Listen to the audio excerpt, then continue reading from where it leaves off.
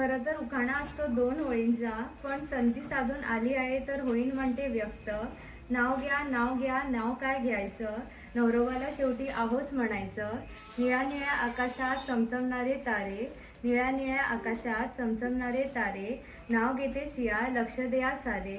अत्रावळीवर पत्रावळी, पत्रावळीवर भात, भातावर वरण, वरणावर तूप, तुपासारखं रूप, रूपाहून सुंदर आहे आमचा जोडा. सायराचं नाव घेते सासूबाई आता तरी वाट सोडा.